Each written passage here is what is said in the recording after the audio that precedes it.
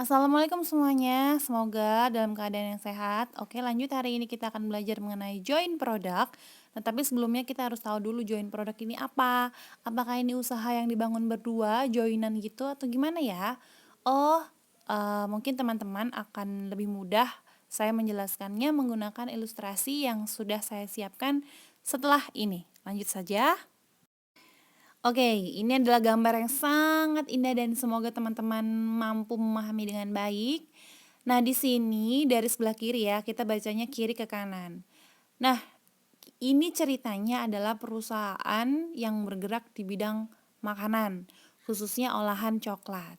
Jadi produknya ada dua, ada coklat batangan dan ada juga kue coklat. Nah, di proses paling awal yang perlu kita buat untuk membuat kedua produk tersebut adalah adonan coklatnya. Nah, karena pada adonan coklat ini sebetulnya adalah sama, kita ingin menghasilkan adonan coklat yang kemudian bisa dilanjutkan produksi untuk coklat batang dan kue coklat. Nah, di situ ada wadah besar itu berisi adonan coklat. Nah, disinilah tempat terjadinya join proses ya. Jadi proses pembuatan satu adonan yang nanti akan digunakan menjadi dua produk. Nah, kita lihat di situ dibuatnya jadi satu, maka disinilah juga adanya join cost untuk produk coklat itu sendiri. Kemudian berjalan ke kanan. Nah, ini ada proses yang terpisah. Jadi ada dua panah di sana, ke atas dan ke bawah. Kita lihat yang sebelah atas itu lagi-lagi bukan virus corona, itu adalah roda-roda yang menggambarkan proses produksi berjalannya mesin gitu ya ceritanya, yang kemudian menghasilkan coklat batang. Terus kemudian yang ke bawah, yang panah ke bawah itu ada gambar oven di sana. Maksudnya adalah setelah adonan coklat tadi diolah lebih lanjut, dipanggang di oven, maaf, dan menghasilkan kue coklat. Nah, ini adalah sebutan untuk proses terpisah. Jadi yang awalnya tadi adalah proses bersama, join proses, kemudian di sini ada spiritable process. Jadi ada proses yang dilanjutkan setelah dari join tadi untuk menghasilkan masing-masing produk. Nah, ini tadi yang sudah sempat kita singgung sedikit di depan, bahwasanya yang paling awal itu adalah adonan coklat terjadinya join proses di sana karena membuatnya secara bersamaan atau jadi satu gitulah gampangnya. Nah, berarti di sana juga ada yang namanya join cost. Nah, ini yang akan menjadi masalah. Karena apa? Dari adonan coklat ini tadi, berapa sebetulnya proporsi yang digunakan untuk membuat coklat batang dan berapa juga proporsi yang digunakan untuk membuat kue coklat. Nanti kita akan lanjutkan. Nah, kemudian tadi yang saya bilang itu ada panah ke atas ke bawah untuk memisah, ini namanya adalah split off ya. Jadi titik pemisahan setelah jadi adonan satu tadi, kemudian yang mau dijadikan coklat berapa, yang mau dijadikan kue coklatnya berapa. Nah, ini titik ini disebut sebagai split off. Lanjut. Nah, setelah kita pisahkan tadi, split off, kemudian dilanjutkan produksi untuk jadi coklat batang dan kue coklat, masing-masing juga tetap membutuhkan kos, karena tetap ada treatment diberikan di sana sampai menjadikan barang jadi. Nah, kos-kos yang ditambahkan ini adalah sebutannya spiritable cost. Oke, langsung saja kita ke join cost yang tadi. Nah, karena yang jadi masalah di topik kali ini adalah join cost-nya, karena kita tidak bisa langsung memutuskan separuh-separuh aja deh. Nah, kan belum tentu, karena bisa jadi coklat batang butuh lebih banyak daripada coklat kue atau kebalikannya. Nah, di sini makanya join cost itu sendiri terdapat beberapa cara untuk menentukan proporsi yang tepat. Ada physical measures di sini dan juga ada market base. Apa itu physical measure? Apa itu market base? Kita awali dulu dengan physical measure. Namanya juga physical measure. Jadi kita menghitung join cost-nya, misalkan untuk coklat batang itu berdasarkan fisik yang kita gunakan. Maksudnya fisiknya apa? Misalkan dari adonan coklat tadi berapa kilo sih yang kita alokasikan untuk coklat batang, berapa kilo sih yang kita alokasikan untuk coklat kue. Nah, bisa jadi satuannya macam-macam. Ada pakai galon mungkin, atau mungkin di perusahaan yang misalkan bahan bakar ya batu bara gitu satuannya pakai barrel, jadi macam-macam. Nah, dalam case ini kita asumsikan pakai galon ya, jadi per galon gitulah sebutnya gampangnya. Nah, itu untuk beberapa yang masih secara mudah dihitung secara fisik. Namun kalau misalkan ternyata dihitung secara fisik tidak memungkinkan, kita ada yang namanya market base di sini. Nah, di sini ada beberapa cara penghitungan menggunakan sales value at split off. Ada juga yang menggunakan NRV, net realizable value, dan ada juga yang menggunakan GMP, gross margin profit NRV. Nah, di sini perhitungannya kita coba sama-sama langsung yuk. Nah, ini contohnya physical measure. Misal di sini untuk produk ya, sebelah kiri ada coklat batang dan ada kue coklat. Nah, tadi saya bilang satuannya adalah per galon. Misalkan untuk coklat batang kita butuh 600 galon karena memang dia butuhnya lebih banyak. Sedangkan untuk kue coklat hanya butuh 400 galon karena mungkin ada tambahan bahan baku seperti tepung dan lainnya.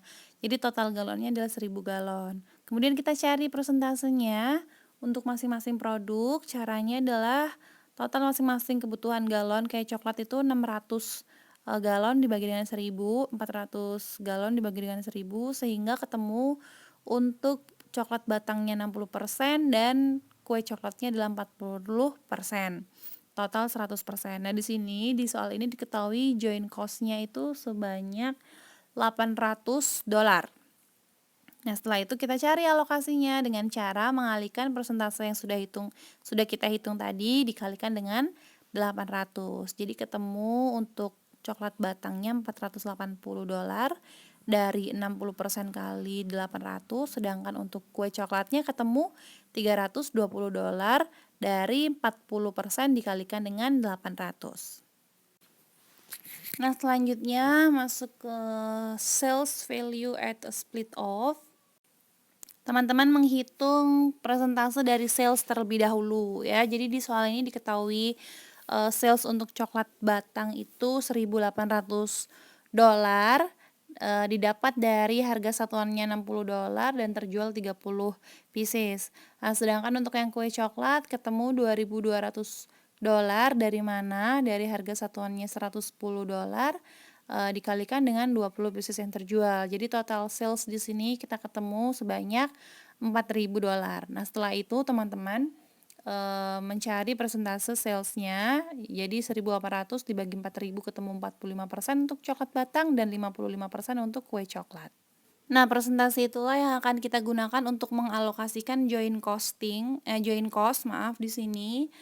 45% untuk coklat batang, kita kalikan $800 tadi, informasi joint cost di awal $800, maka akan ketemu alokasi joint cost untuk coklat adalah sebesar $360. Kemudian dilakukan dengan cara yang sama untuk kue coklat, 55% dikalikan dengan $800, ketemu sebanyak $440. Nah, ini adalah cara kedua untuk menentukan alokasi berapa banyaknya cost yang digunakan untuk masing-masing produk. Selanjutnya, cara berikutnya NRV di sini net realizable value.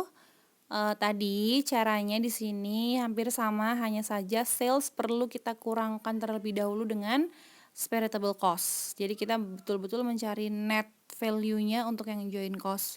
Jadi caranya adalah sales tadi masing-masing produk untuk coklat batang, misalkan di situ 1.800 ya. Kemudian kita punya informasi spareable cost-nya untuk coklat adalah $800, sehingga ketemu NRV-nya untuk coklat batang adalah 1.000. Nah, begitu juga untuk kue coklat, sales tadi 2.200, kita kurangkan dengan spareable cost, ini diketahui sebesar $900, maka ketemu sebesar $1.300 NRV untuk kue coklat.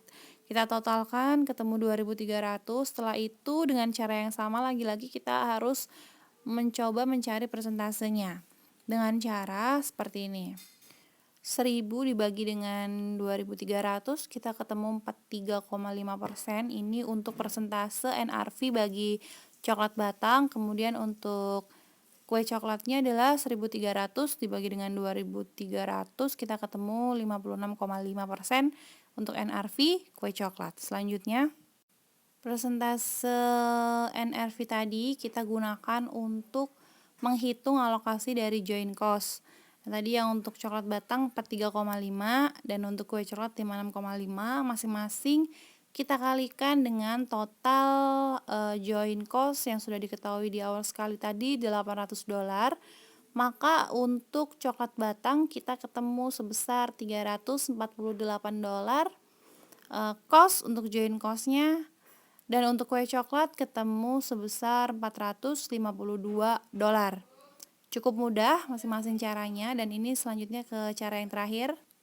Nah, ini cara yang terakhir, gross margin NRV, ini sedikit lebih panjang dibandingkan dengan cara-cara yang sebelumnya. Jadi teman-teman setelah mengetahui salesnya tadi, kemudian kita kurangkan dengan spareable cost-nya, itu kan ketemu NRV. Nah, setelah itu kita kurangkan terlebih dahulu dengan join cost-nya secara total. Kita kan belum tahu alokasinya per produk berapa, maka dikurangkan dengan totalnya yaitu 800. Kita akan menemukan gross margin sebesar $1.500.